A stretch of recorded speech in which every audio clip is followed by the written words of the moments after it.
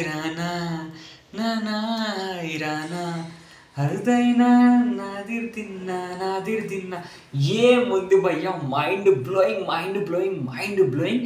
జై చరణ్ అని కామెంట్ చేసి ఖచ్చితంగా సబ్స్క్రైబ్ చేసి చూడండి. జై చరణ్ అని కామెంట్ చేసి 200% సబ్స్క్రైబ్ చేసి చూడండి భయ్యా. నేను ఎంత హ్యాపీగా ఎంత ఫ్రెష్ మైండ్లో ఉన్నానా అంటే నిజంగా రామ్ చరణ్ అన్న నువ్వు కింగ్ అన్న. అసలు ఎలాంటి సాంగ్ పడాలో మనకు 100 సంవత్సరాలకు కాదు 200 సంవత్సరాలు అయినా కానీ మన గుండెల్లో హత్తుకుపోయే సాంగ్ ఒకటి మా గుండెల్లో దింపేస్తున్నామన్నా.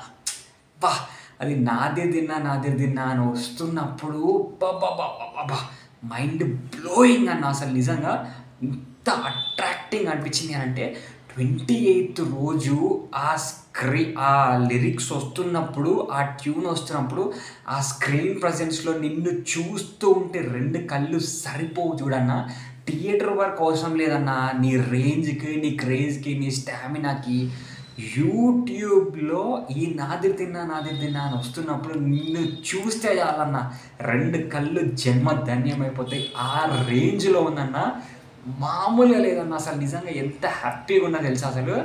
అబ్బా, నాకు ఇప్పటికీ మైండ్లో నాదిర్ తిన్నా అన్నట్టు పోతూనే ఉంది. ఎన్నిసార్లు విన్నా, ఇప్పుడు ఆ సాంగ్ మళ్ళీ 4 సార్లు విన్నా భయ్యా.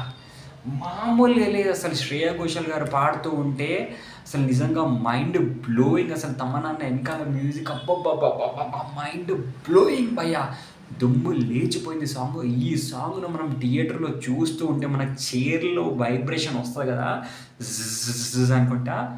ఇక అది ఫీల్ వేరే. ఇక వింటూ ఉంటేనే గూస్ బంప్స్. ఇక్కడ యూట్యూబ్లోనే వస్తున్నాయి, ట్విట్టర్లోనే వస్తున్నాయి అంటే థియేటర్లో దద్దరిల్లిపోతుంది.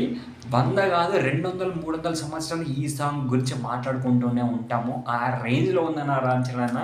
Hats off to you. And ఖచ్చితంగా జై చరణ్ అని కామెంట్ చేయండి, సబ్స్క్రైబ్ చేయండి. బాయ్.